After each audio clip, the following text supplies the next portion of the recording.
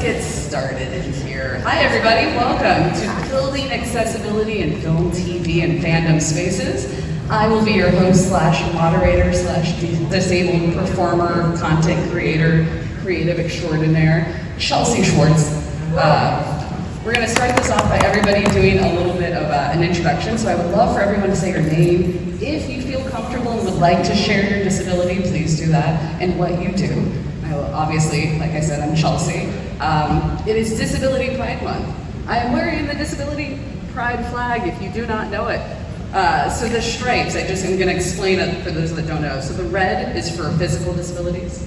The gold is for neurodiversity. The white is for invisible and undiagnosed. The blue is for psychiatric and emotional, stuff like, anxiety, depression, PTSD, bipolar, that kind of stuff. Green is sensory.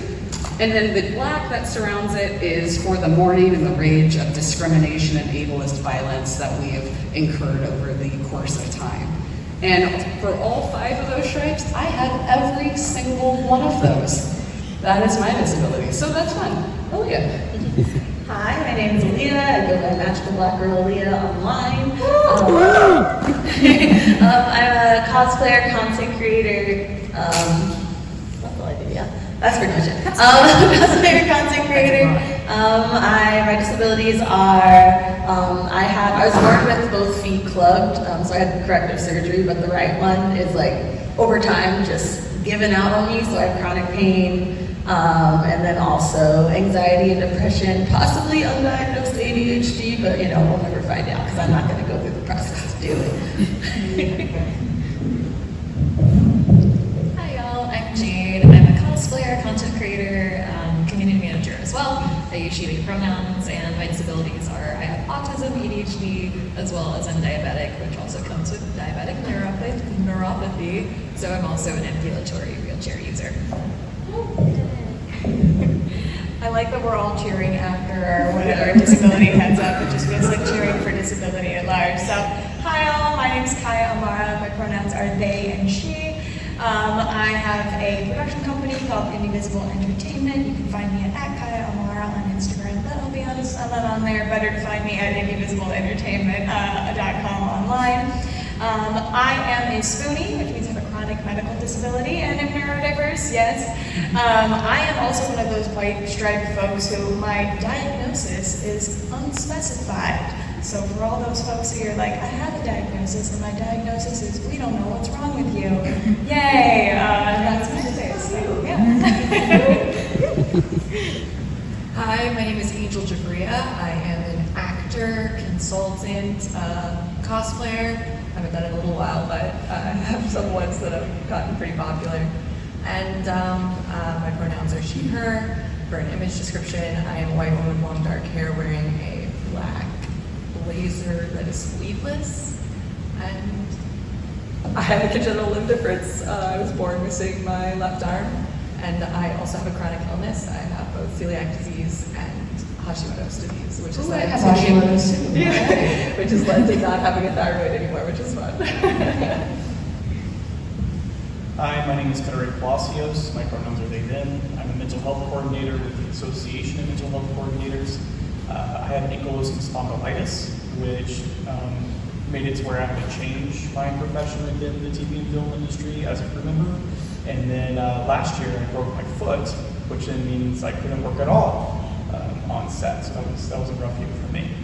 And due to my ankylosing spondylitis, what would normally take a 6-week injury actually ended up taking about a year. So it was a rough time for me. I'm so sorry to hear that. Big bummer. But you also missed the year where no one worked, so there's that. Yeah. There was a time. There was a time. There's a bummer after bummer after bummer. Yeah, 100%.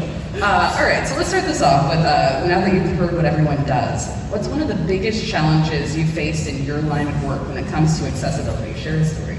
And then I'll start by just explaining how much people need to label food ingredients. There's some people in this room that can also share in the mourning that we lost a friend last year thanks to a brand party that did not correctly label the food, didn't label the food actually at all, and we had a friend die on the spot from her food allergy. that same company a few years before at the same party ignored my food allergy, and I was the one with the reaction, but luckily I'm still here, and unfortunately we lost a good friend last year. So that's my simple story of just, can we change that? Everywhere we go, we're humans, we have to eat. Just label the food, it's not that hard.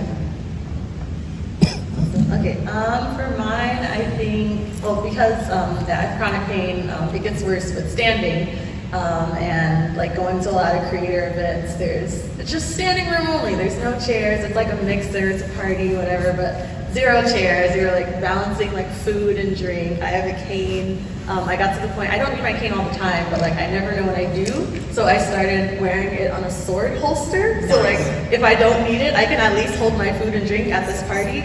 But yeah, I think just the fact that it's like, oh yeah, like you might have to do all these stairs or you might have to stand the whole time, but it's like, I can't, and so I'm faking it and I'm standing all the time because I don't want to be like sitting in the corner by myself, or like I want to mingle, I want to network, I want to interact.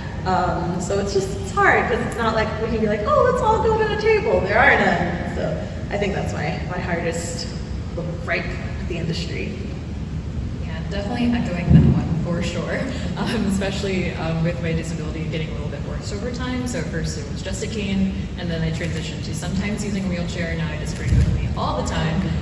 So kind of seeing that over time, how also folks treat, especially when you're in cosplay. So from going to walking, and then sometimes needing to take a break, then having certain people interact with you, want to take pictures of your cosplay, compliment you more, want to hang out with you a little bit more. As soon as you start to use the cane a little bit more, use the wheelchair a bit more, then those same folks acting a little bit different, acting a little bit weird, for lack of a better term, but the quality of the cosplay is still staying the same. Being like, hey, I'm still a really good cosplayer, I'm just using my, my mobility aids, but I'm still a really great cosplayer. So dealing with that different, I guess, social situation and having that over time, like within 3 years or so of seeing that difference was very frustrating. For me, so a little more backstory. I work specifically in production accessibility. So our production company does all, queer disabled in-house things, but we also do, high-level production partnerships on all sorts of things, from commercial, TV, film, all sorts of things. And I think the hardest thing is that we have what we call the job before the job, which is the advocacy that comes with saying like, hey, accessibility matters. And also, it's not just disabled people who have our, quote, special needs, but actually, somebody who doesn't identify as disabled also could have a really serious allergy, and you might want to know where their EpiPen is, and the fact that, we have to go into these conversations before we can even get hired to bring production accessibility to a set or to a development process or whatever it may be, that we go through those conversations of like, hey, have you thought about the fact that, by choosing this particular location on, the 3rd floor of this Victorian house, you have now made certain that here's a group of people who can't be on your crew, can't be on your creative, can't be cast, even as, day players or small roles, like, we've just eliminated this entire group of folks from this space. So we always have those conversations, talking about disability culture, talking about, diagnosis is not the end-all be-all. Those people are in your space, they don't feel safe, right? And having those big conversations about how production has done a really, really good job at excluding disabled folks for a really long time. So even for, disabled folks who have existing, crew space and crew experience, they might not want to tell you. So you saying like, there's nobody disabled here, so we don't need to worry about accessibility. You have to have that, fight and that conversation and that advocacy discussion every single time you're starting, especially because there's always somebody who's new to the process, who has no idea what production accessibility is, or who doesn't understand that disability is also a cultural space. And there's lots of information that's a part of that. So the job before the job would be the thing for sure. Yes. That part. I unfortunately haven't gotten to work on any sets with an accessibility coordinator as an actor, which is very change exciting. that. Yeah, and the hope is to change that. But right now, most actors have to self-advocate or have their reps advocate for them. I thankfully have a really great agent who does an accessibility rider before I get booked. Now, whether they actually do what they say they're going to do is the question, like with food options, when you show up, there's nobody to verify that that's done because there's no one whose job that is technically. We got it. It'll be a ramp. Yeah. It's not a ramp. You're like, great, thanks. The problem is they can think they can ask for it, but it keeps getting passed down the line, and because no one's technically in charge of it, no one knows who is actually supposed to do it. And then there's those people that look at a writer like it's optional. Right, exactly. And as an actor, there's been plenty of times where I've gotten sides or scripts where I've been like, okay, well, this is wrong. Do I now correct them? Do I tell them that they wrote this the wrong way? Do I just perform it in that way? Do they want that information? And sometimes I give that. I mean, probably should be paid more for it. And also that's now stepping on a writer's territory, right? Because if we brought in a disabled writer, then this wouldn't have happened to start with, most likely. But then again, I am an actor and I do want to work, so it becomes that dichotomy of like, how much trouble do I want to get in, or do I just want to do the part? People ask me all the time a question about my arm and how it works, because there was an episode of Chicago Med where I talked about how I control it with my brain and it's hooked up to my neurons. They're like, well, you said that. And I'm like, in a TV show. That's not how it works. But That would be cool. yeah, would be great. They're trying. If you want to talk the tech part of it, there's studies like that, but none of that exists in real life. But the frustrating things that have come up quite often has been, not all people who have limb differences have a lot of different prosthetic devices, but I happen to have a lot of different prosthetic devices. And when I go to fittings, a lot of times I'll bring all my arms. So I have my handbag, right, of all my arms. And they're very picky about brand colors and things like that. So I have different covers and things that I show them, and then they make decisions on. And I'm like, okay, well, you let me know before I get to set. And they say, oh, of course. And then it gets closer and closer. And then the night before, I always say, can you just bring them all? I say, yes, I would love to bring $700,000 worth of arms in a bag for you to just throw around set. But I do, every time.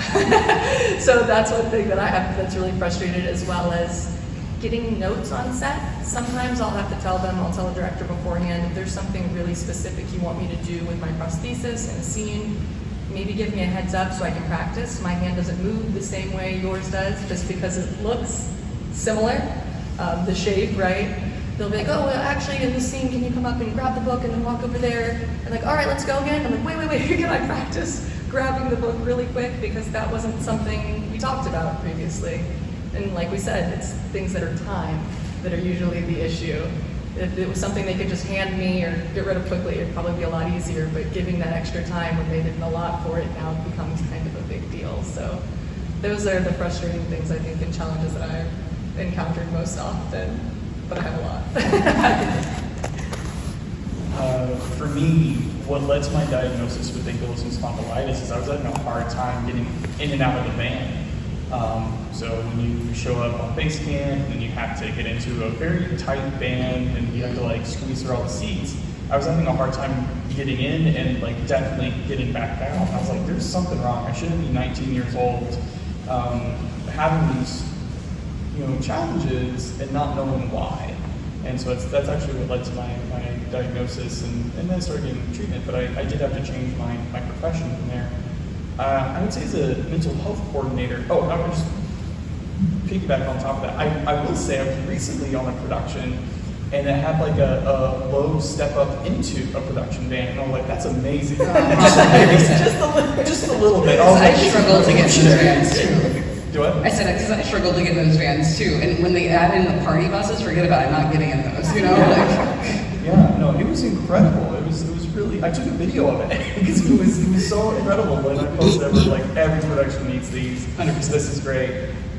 As a mental health coordinator, it's still a job for the job, I think, especially right now, people love to talk about mental health, but they don't know how to talk about mental health, and then you have to very quickly, with the demands of production, get onboarded in an extreme amount of time where it doesn't actually give you enough time to create a shared language, create a shared process where we can all have access to it, not just the writers or the directors or the actors, but also the crew members who are exposed to the same content and oftentimes don't have the same privileges of being able to step away or tend to their own needs. So, you know, that's a really difficult part, is trying to create a level of access of care that is available to everyone, and then teaching them about what the job is. You know, most of the times as a mental health coordinator, I'm being brought on to co-regulate with the actors. You know, like, oh, this is a really challenging scene. You want to make sure the actors feel good. I'm like, okay, cool. That's great. Love that. That's a lot of reasons why I get hired. But there's so much more, right? Let's talk about the structures in the production. What can we do structurally that creates an environment that serves everybody? You know, how can we decentralize mental health? Because if it's just on me, I'm a coordinator. Like, my job is to coordinate, but if everybody's coming to me, I'm way too centralized. And so my resources aren't able to serve everybody in that situation. So we have to create structures to where I can coordinate and make it accessible. And then from just like a macro standpoint, what are the values that we're trying to uphold within our production space? Because if we don't know what we're aiming for in the decisions that we're making, then we're gonna get lost. 100%. So a big part of why Alia and I have been producing these panels at conventions all year is that we strongly believe that the role of access coordinator and mental health coordinator should be normalized and standard in all jobs, in all industries. You know, it's not just about film and TV, but I'm an actor, I work in film and TV, and this is Comic-Con, so we're trying to grow awareness here for all the people that work at a studio, work in production, whatever, that like, this is a very small line item to your budget. I was like, but the impacts are so huge. The amount of efficiency, the calmness that will happen on a crew when you have the tools that you need to do your job, to just, people feel more confident. And when you're confident, you give a better performance, you're doing everything, like, this is a no-brainer, but no one understands it. And there's, people still are viewing disability as a dirty word, unfortunately, and we know it's not. And so that's why we're kind of here, is to keep these conversations going, and we hope that everyone in this room will also take this conversation and keep telling people, oh my God, I learned that there's a new job out there called an access coordinator, and how do we get that everywhere, you know? Like, I need a mental health coordinator at my office, like, let's talk to HR, like, let's keep the conversations going outside of this room. And I love that Kiah and Federated just also kind of talked about what they do as an access coordinator and mental health coordinator, because I actually had a question that was directly that for you two, and now we can just skip it. So. But speaking of, we all know that disability is not a dirty word, but I'd like to hear everyone say that right now. So just everyone all together, disability is not a dirty word. Disability is not a dirty word. Amazing. So there's always going to be disabled people. Disabled people are very capable, we all know this. But in terms of parity and education, share with us an accessibility deep cut, something that isn't often thought of. And then while you guys are thinking, I'll start. I would like the conversation to start including menopause. I am a perimenopausal woman. This is hell. Everything about there, I have 200 symptoms. It's ridiculous. Word loss, that's a perimenopause symptom. You literally just lose common words. I was talking to a friend the other day, she couldn't remember a washing machine. And she was like, the clothing tumbling circle thing, you know, like you can't remember common things. It's crazy. And then there's the hot flashes and the more physical things you know about. And it's basically like going through puberty, but worse. And I have mornings where I wake up and I don't want to move at all. And it takes an act of Congress just to get me to go use the restroom. And like, we need to start including menopause in this conversation. We also need to just keep talking about menopause in general. Do you have fun with it? Oh my gosh. I know we like went over the questions before and I was like, I'm gonna talk about this. I don't remember what it was. And so I'm like, what is the Parity for influencers maybe on pay? Was that it? Oh, yes, we were talking about that. Okay, excellent, thank you. That's why you're here. Okay, so one thing I've noticed, especially talking to other disabled influencers, especially those that are like like outwardly disabled, either whether they talk about it and it's invisible, or they have a mobility aid, or just anything. They notice, especially if the disability developed later in life, or if they needed the mobility aid later, that once they did start posting about it or having pictures, their brand deals started to disappear. And they've noticed that a lot of brands don't want to work with creators that are outwardly like disabled in any way, or talk about mental health or anything that's not like cool and like fashionable and stuff. Yeah, especially the fashion creators. They're like, once I started using my cane, like brands I worked with for a decade just gone. Like they don't want to talk to me. And yeah, that's been a sort of a dilemma within myself too, because I don't always need mine. Sometimes I show up with my cane, sometimes I don't. Especially it's like a red carpet, for example. You're standing a lot usually. Do I want to like bring this with me? I need it, and I just hate that that's something that we have to think about, that the way we live might affect our pay, that we might be paid less or not at all. So I think that needs to change. It's like, yeah, even the judgment that goes with that of like, if I bring my cane on the carpet, are they going to treat me differently, or my photo's not going to be used? Am I not going to get enough likes? Am I going to get trolled online? Like for me, it's I wear hokas. I don't know anyone here who loves hokas like I do, but I have a mobility impairment in my right knee, and I cannot walk without my hokas. And now I have to do red carpets where I'm wearing hokas with like a nice look, and that brings the whole outfit like down, you feel like, and I'm just trying to personally normalize that there is nothing wrong with me wearing my hokas. I definitely feel that. I've started wearing Crocs just all the time. I'm wearing Crocs right now. I got some heeled Crocs, like a slight little wedge heel, to wear on the red carpet, and there have been times when I've gotten a comment like, oh, there should have been different shoes. I know that. I would love to wear a little stiletto heel, but I cannot, so you're gonna get my sparkly Crocs, and we're gonna call it a day, so. Needs to change. Yeah, definitely agree there, especially with different brands. And circling back to the events question, that also happens with events, to where if you were using maybe a different mobility or weren't before, and then as slowly as one starts to use more mobility aids, then the event invites as well kind of also just peter out a little bit. Certain brands are really great. Shout out to Xbox, I love them. They always make sure that I'm good to go and ask me for my accessibility needs. But While we're shouting out great brands, BBC, we love them as well. Heavy. But one of my favorite, for cosplay specific ones, is a deep cut, is twofold. One is the idea that a cosplay has to be canon to be really good. Most of the time we're cosplaying fictional characters anyways, not even talking about the intersectionality of race, body type, things of that nature on top of disability, but just things that couldn't be done or a little bit harder. I used to, back before my neuropathy got really bad, do She-Hulk all the time as a cosplay, which required lots of airbrushing because I'm a perfectionist, so I was like, you know what, we need to make sure it's airbrushed and so nice. But that's something that I can't really do as much because that's a lot of hand movement, a lot of standing to make sure that I'm drawing, things of that nature. So if I wouldn't cosplay it again, I would probably use like a colored foundation instead, which would be, different, and not as necessarily as canon, but something that I'm using as my own accommodation for my cosplay, so I can still do it. I can be kind to myself, be kind to my body, and not suffer for it.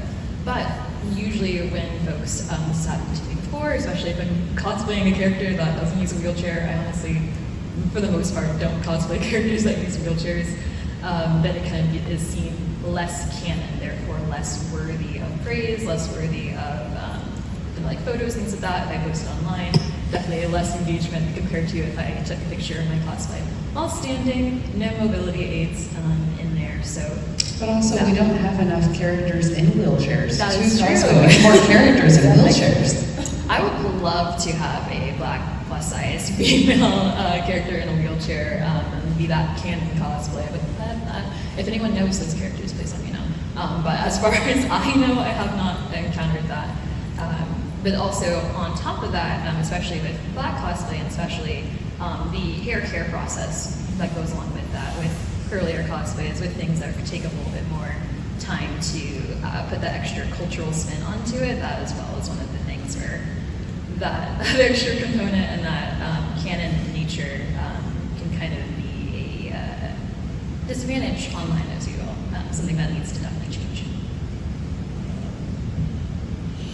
I just saw a cosplay of somebody who was a hijab wearer, and they were sort of doing a satirical, because obviously there's so many fantastic cosplays, doing a Huntrix cosplay, and they were like, oh, somebody said this, and they said I can't whatever, and then the satirical cosplay is that they did Mira wearing the sleeping bag at the Met, and we were like, great, perfect, love it, also, so accessible, right, sleeping bag, perfect.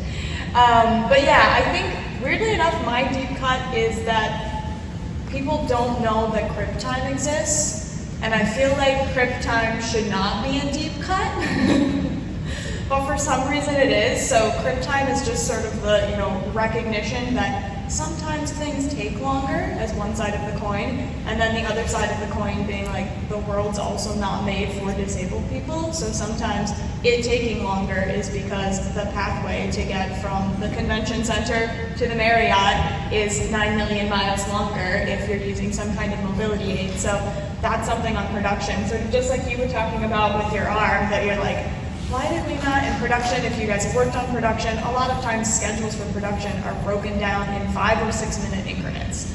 Like, we are not messing around, there is not loose time, there is no time. In fact, we start the day behind, and here we go, we are, out the door running. Even though we've started 5 minutes early, we're behind. Yeah, well, and I think a lot of times with disability too, people are like, we're being equitable, we gave you the same amount of time as another actor, and you're like, but that actor doesn't have 7 arms that you need them to take on and off as you're deciding what arm you want them to wear. Yeah. And we just had that on the production too, where they were like, we're being equitable. All of these talent have the same amount of time.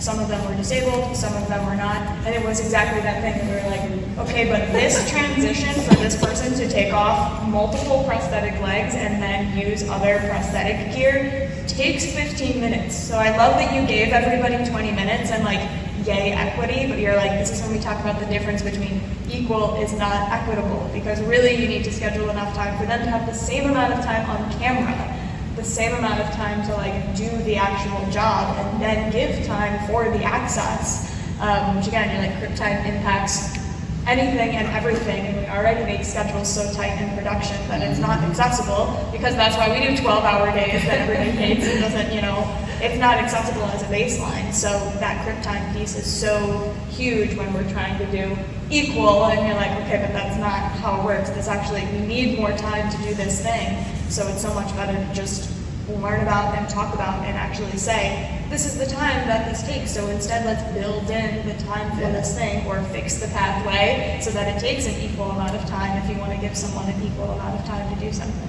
Yeah, there's this really funny meme that this always cuts into my brain for this, where for like equity versus equality, where it has like a kid, I think an adult, and then like an elderly person on the same like size box, and obviously the kid can't see over the fence, versus the tallest person having a smaller box, but then the kid having a bigger box. So that is the simple visual aid component for my people that love visual aids, like I do, that explains the difference. It definitely applies to the crypto for sure.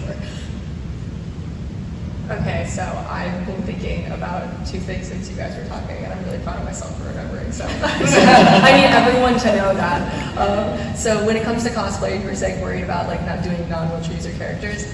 I actually exclusively cosplay live different characters and characters that have prostheses, and I'm still apparently doing things wrong that aren't canon. So we can't win. Specifically, I've done like an Evil Dead and a Furiosa, and if y'all know, they both are missing their right arm. So yes, I understand it. So I'm really sorry that I couldn't figure that one out for you guys. I've had that experience where sometimes there just becomes more critical of those things specifically. I always know that I have to be perfect, right, when you do it.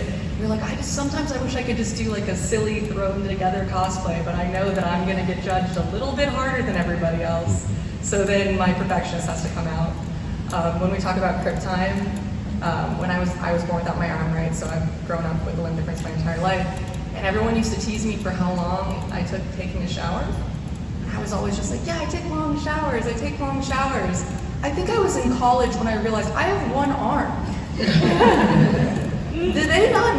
that should take me longer than what they're doing. So, it's just that idea that, we may realize that things take longer, but so many people don't. And sometimes we may not even realize because we've had no one explain that concept to us. And we're kind of like punishing ourselves for taking that amount of time or needing that extra time or that extra accommodation when really like it should be there because the world isn't designed that way. I remember someone broke their arm and they asked me, how do you get shampoo out the bottle and do all that? And I was like, how do I do that? You're right, those bottles are designed really badly. But for me, I think thinking of a deep cut, this one is something that I hear pretty often when I do auditions. If it's a period piece, they'll go, we didn't call you in because it's a period piece. I'm like, you know that I can take my arm off, right? And that lip difference is still occurred. Yeah, that they've actually always been around the whole time. And I actually don't need to wear prosthesis. So a lot of times when I'm doing auditions, they'll say things like, oh, but her arm wasn't right for the part. I'm like, it comes off. I just don't know if they know that. So that's a frustrating thing when they're doing casting. They'll say things like, not to mention, depending on the period, a lot of them wear gloves and long sleeves. Like, they're not going to see anything anyway. That is interesting though, because I have people who have less visible disabilities or non-apparent disabilities that have been able to say like, oh, I can play any character because, say it's a leg amputee, I just throw in a pair of pants. And they're saying, I'm playing a non-disabled character. And it's like, well, actually, you're still playing a disabled character, you just don't happen to see your disability, which happens all the time. So for me though, they're gonna see it. So no matter what, if I audition for a character, and I booked that character and it wasn't written to have a disability, they do now, just now. That's just inherent to it because I have that. So it isn't like just because I hide it or they don't see it that I'm now playing a non-disabled character. It's also so crazy how much they're not willing to budge on those things. Like, I can't tell you how many times I've been sent home from a set when they find out that I can't climb a flight of stairs. Were the stairs really pivotal to the story? Just change where we're walking. It's fine. Yep. I had an experience where they knew I had one on. They knew I wore a prosthesis. They had done things in the scene, but they hadn't thought about how I would do what they were asking. And then we got to set, and everything was moving very quickly, as it does on set. And now we've gotten to 5 minutes, 6 minutes, 5 minutes. And they realize, I see everyone looking at each other, that Angel cannot do the thing that we were gonna have everybody do. The biggest panic moment I've ever seen. And I got switched parts, which was disappointing for me. And I understood why it happened. Within production, that character wasn't written to have one arm. I love that they just liked me as an actor, and that's why they booked me. But I am still a disabled actor. I am still a person with a disability, so now it became, how do I do that task, not how would you do that task. So unfortunately we weren't able to make it work for that production, but it became something now that I know that my agent and casting, especially that casting office, will be much more aware of going forward. Unfortunately, I had to learn that the hard way, but I'm glad that it is going to be a lesson learned for them from now on. Ray, before you go, I just want to say, when you are finished with your anecdote, we will be taking questions, so everyone get ready. Okay. So my first deep cut is, again, just advocating for crew. We give so many resources to the creative, and the crew is creative, but they're oftentimes overlooked, and I think, 1 in 5 people in the United States is going to experience at some point a diagnosable mental health challenge, right? Mental health condition. And the numbers for people in the entertainment industry is so much higher. We're talking like 50, 60, up to 90%, depending on what discipline they're in, and like whether they're on tour, like performance, or in production for TV and film. So just the numbers itself is so high. So we have data on this that shows that mental health is a critical need. Mental health care is a critical need within our industries. My other deep cut is we oftentimes forget about the audience and how they engage with media. There's something called the Werther effect and the contagion effect, where life sort of imitates art, and it can oftentimes happen in a negative way if there's nothing to counterbalance that. This happened a couple of years ago on a very popular show that I think if you think back in your brain, you could probably remember that show. They had to go back into their streaming service and like edit out a scene because there was a rise in that kind of activity.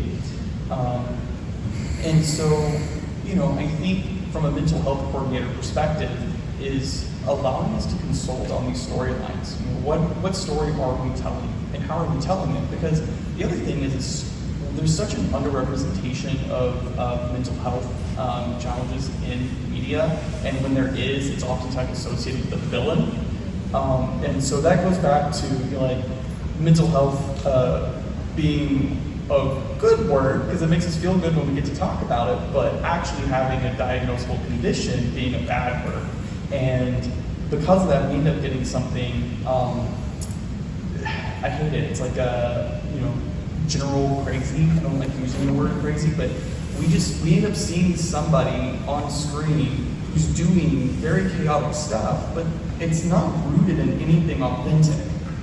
And we're afraid to tell authentic stories because we haven't done enough research, we're not informed, we don't have the right people on staff to create an authentic story, a compelling story, one that doesn't always have them being a villain, right? Yeah. So that's my deep cut there is we can serve the crew and we can serve the story as consulting in that writer's room.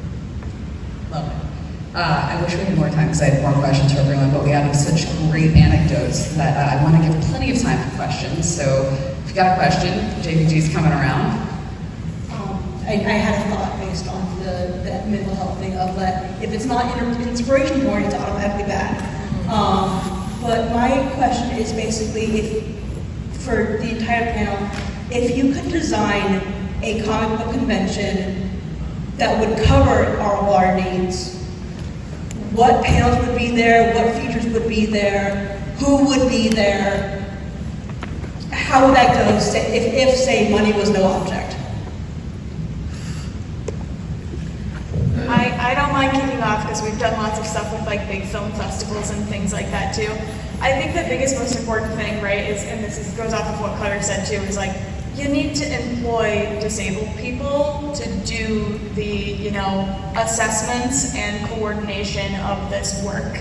And not just hey, there's a panel, they just told us there might be disabled folks, but this is Comic-Con, there's gonna be disabled people there, and so one in four of us. Yeah, in 1 week, when they start planning 2026 Comic-Con, they're gonna call a whole room of disabled people and say, what didn't work from 2025, let's readapt. I think obviously some of these things about pathways and time, right? Quick time, as we said, there are so many things that we can readjust to make that simpler.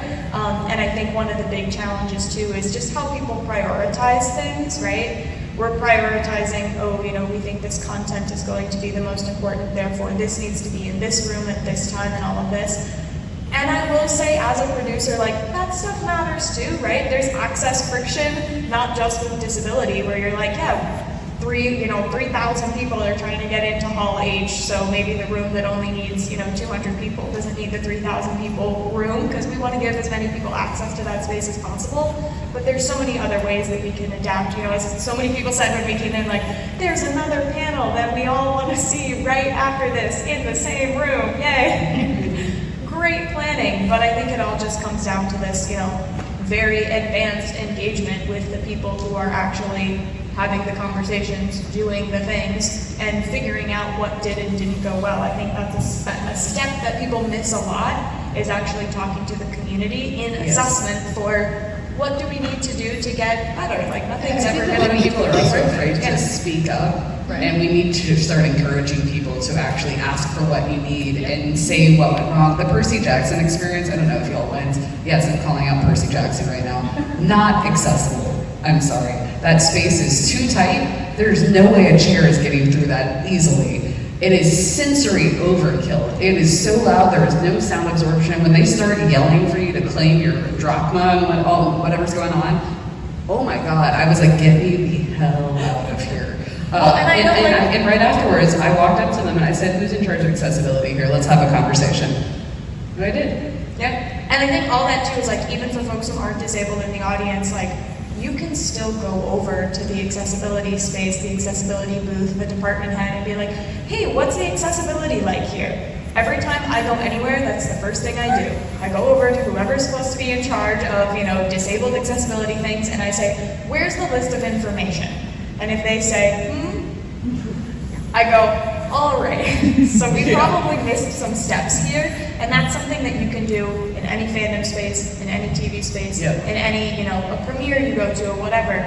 You can ask that question every time, and even if their first answer is, I have no idea what you're talking about, what is that? Then all right, well, next year, here's the thing you need to do, and here's the early start that you have on it now. I want to get to that. We need to get through at least 6 more questions, but I do want to say that if anyone has any questions about ADA on site or even off site, come talk to me afterwards. Hi, I work in mobility, and I'm learning from this event and from an interaction I had in the exhibitor hall. There is a woman who regrets not bringing her wheelchair because she didn't know that she could get it fixed.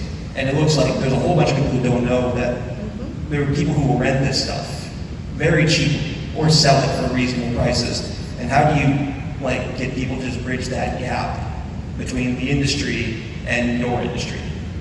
It's a great question.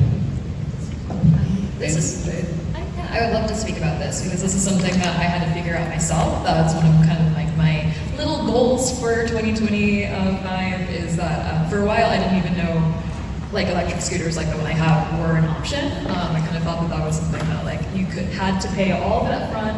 There were no rentals, things like that. So I think that one particular way, especially in fandom space, is to work with, and this is not a self-plug by any means, but work with content creators, work with folks that are influential in the industry that people already are visible by, so then that way they can be one of the ways to disseminate that information. Because, for example, the Percy Jackson exhibit, I did not know about that, but one of the people I follow is also a disabled cosplayer, and they tweeted about it, and that's how I found out the information. Because otherwise, I would not have known unless I went there myself. So social media is really powerful in that case.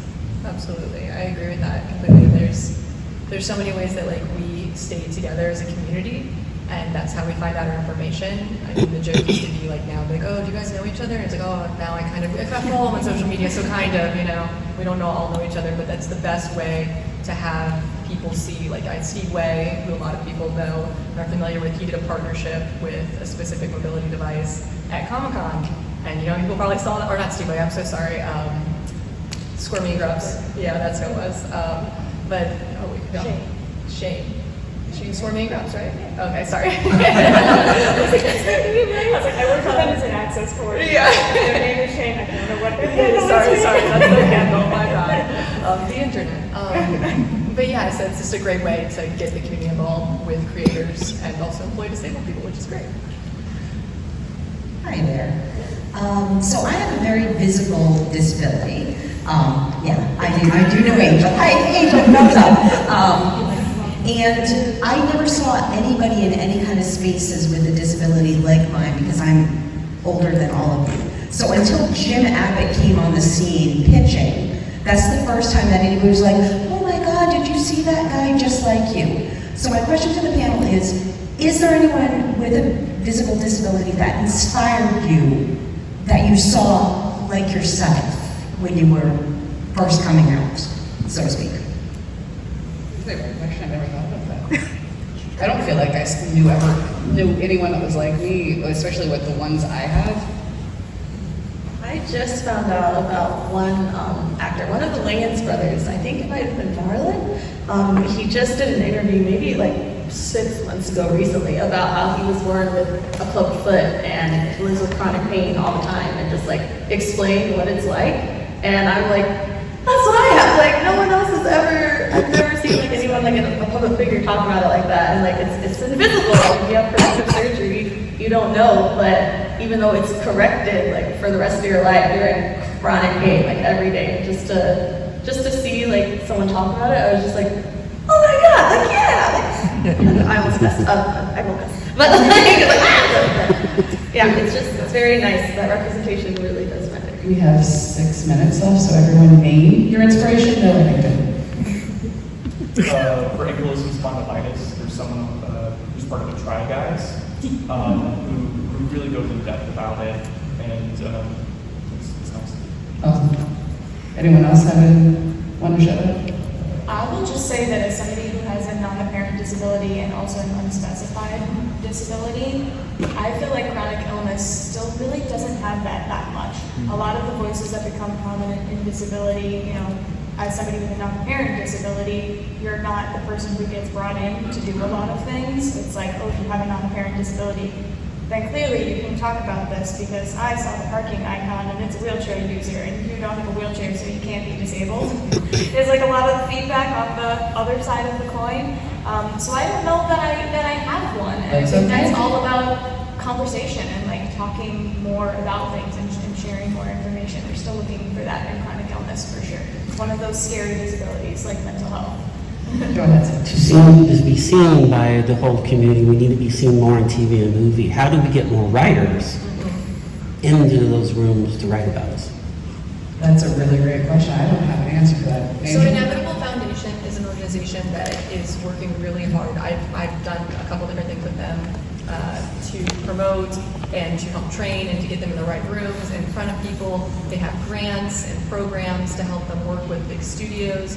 The problem is access, right? We haven't had the same opportunities to get to the same place as other people. We talk about being on set, you said your job had to change, like that type of thing.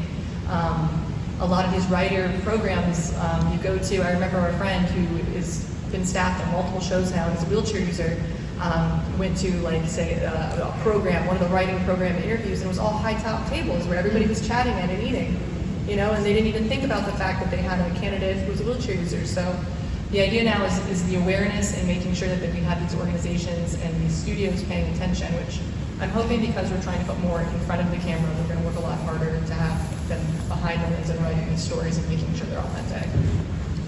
I also forgot to mention Simone Biles being a former gymnast. Like that was a huge thing. So jokes. Go ahead to the other question. On the We have time for one last question. And we have 3 prizes, so come talk to me afterwards and I will give out a prize.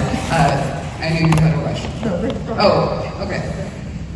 Hi, I have so many questions, but I think my most pressing one that I think a lot of us here can identify with is being the only disabled person in a space, feeling kind of demonized. So in jobs where your job hasn't been specifically accessed, how have you kind of navigated either setting boundaries or getting compensated for your disability knowledge, or like setting that boundary being like, I am not your access coordinator, hire an access coordinator, or pay me for my knowledge? I've had this situation as an actor, obviously, from when it comes to scripts, when it comes to access and kind of teaching them about things. I work as a consultant as well, and it started to become where I wasn't just consulting on what type of prosthesis they wear or their limb difference. They were asking me story questions, and I would say, oh, unless you want to pay me to be a writer or hire a writer, this is out of scope of my contract. It has been difficult, right? Because then we worry we're going to lose the entire job. And not for this to be another inevitable promo, but when it comes to consulting, they also have a fund where if you're asked to be a consultant and it's something that is in that realm, they will actually pay you to not take the job because they want the financial barrier to be the reason that you took the job. So there's different things like that. I mean, obviously self-advocacy is a journey and learning how we can like put our foot down in the right words for it. But yeah, there is no one size fit all. It's definitely trying to figure out the situation. 100%. We actually have 2 minutes on my clock, Oh, so yay. I'm going to jump to you. But yeah, just shout it. We've had 2 years in a row of having food issues at an event. Have you seen any change in, are they getting better, considering you had a reaction and someone... From that specific company, I have no idea because I have cut ties with that company. After 5 years of problems with them, I'm done. I was like, but I definitely make note when I'm at events to tell if they've done a good job labeling, I praise it so that they keep doing it. If they haven't labeled anything, hey, have you ever thought about doing this? Because you always get with servers that you ask them a question, they go, oh, let me go ask the kitchen, and you're standing there for 20 minutes. Like, I just want to know if I can eat the french fries. Is that okay? Like, simple stuff, but that specific brand, no. Also, we're going to give you this, and I'm going to let you know for this one, This is the spirit jersey. You're gonna take this part to the booth, and then you can get whatever you want, but make sure you bring this to the booth. And you can only claim that at Comic-Con, so you gotta do it before Sunday. Can we fit one last one? We have a minute. Anyone? Quick. Right there, go. How do you compensate for executive dysfunction with neurodivergence?